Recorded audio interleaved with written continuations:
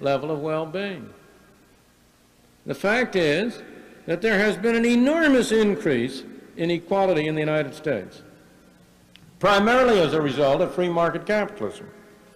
Of course, you will say to me, but what are you talking about? We haven't had free market capitalism. The government has been playing an increasing role in the last 50 years. All of these improvements you're talking about are attributable to the wise and beneficent intervention of the government in evening out the extremes of the income distribution. What about that?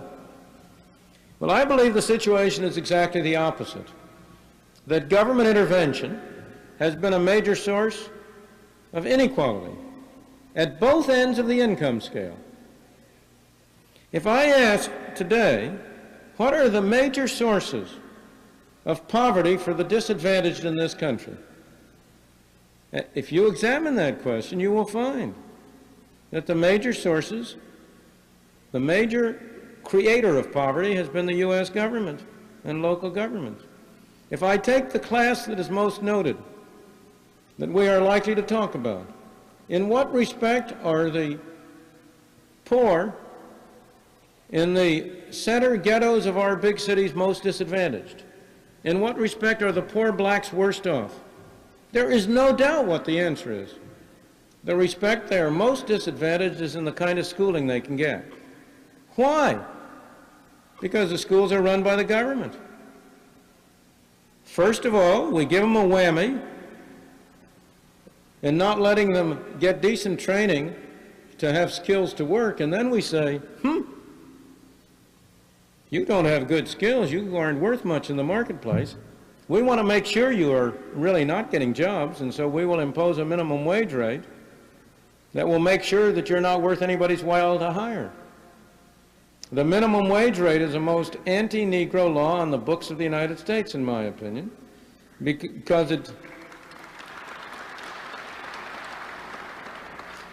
requires an employer to discriminate against anybody who has low skills.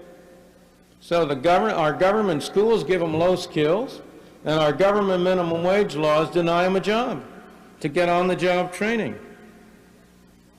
Our government laws promote and defend the restrictive practices of trade unions, which have been another source of reduced opportunity to improve their lot on the part of low-income groups. We have a welfare system in the United States which has encouraged people to stay in the area of poverty, to become poor and to stay poor. The alleged intentions are excellent, but the actual outcome is very different from the intentions.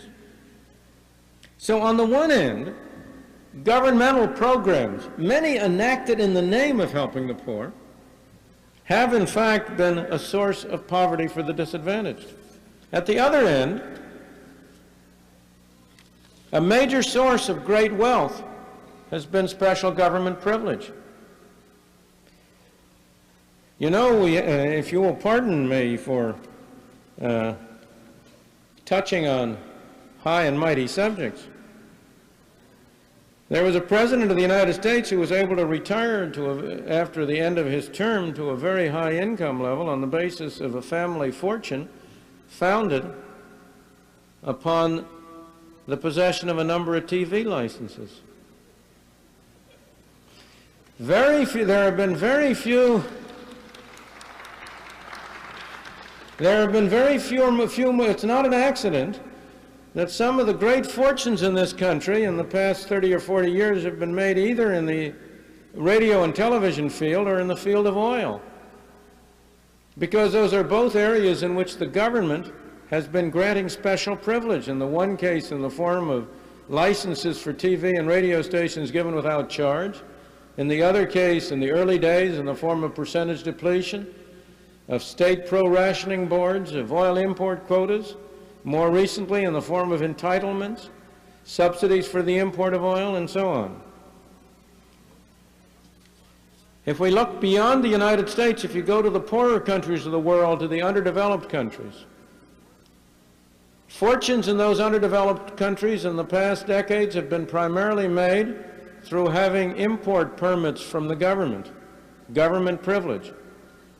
So government intervention, in my opinion, has been a source of less equality, not of more. What's true of these specific measures may well be true of government redistribution via taxes.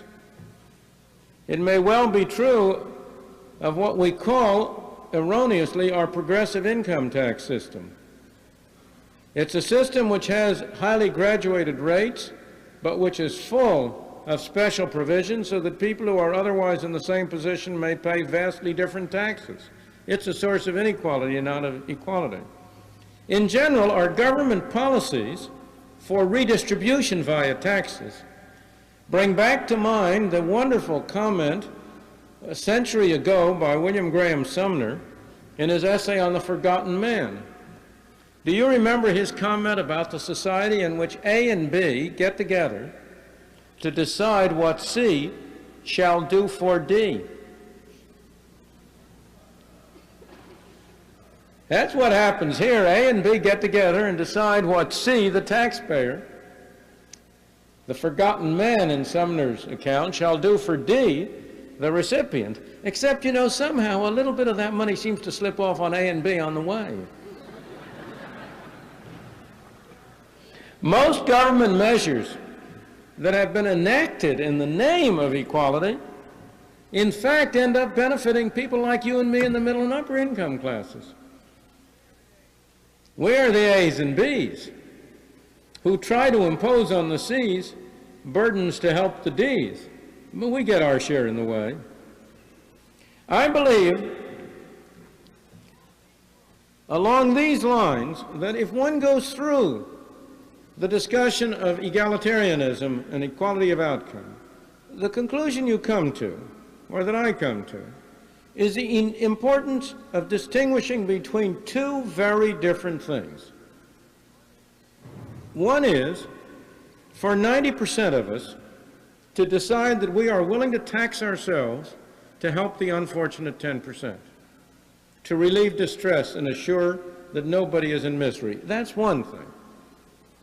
I think it's a wholly different thing for 80% of us to impose taxes on one 10% in the name of benefiting the other 10%.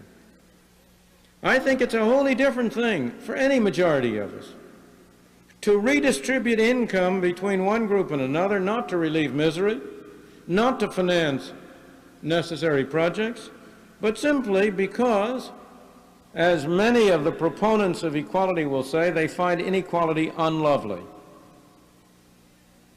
The redistribution of income, the taking from some to give to others, in order to achieve some kind of an abstract concept of equality, is comparable to cutting down the high trees in a forest to the same level as a low tree so that no tree shall stand above any other. And it seems to me wholly unjustified. I do not believe it can be regarded as just or proper or right to use policemen to take resources from some in order to give to others, just because some of us may think that our values demand greater equality. My final conclusion: any society that puts equality ahead of freedom will end up with neither equality nor freedom. Any society that puts equality before freedom will end up with neither. On the other hand, a society that puts freedom first will, as a happy byproduct, end up both with greater freedom and greater equality. It will be a byproduct, but it will not be an accident. It will not be an accident because a free society releases the energies and the abilities of people to pursue their own objectives. It thus prevents some people from arbitrarily holding down other people. It thus prevents people from achieving positions of privilege and maintaining it permanently. So a society that puts freedom first will, by no accident, but as a happy byproduct, achieve, in my opinion, both greater freedom and greater equality. Thank you.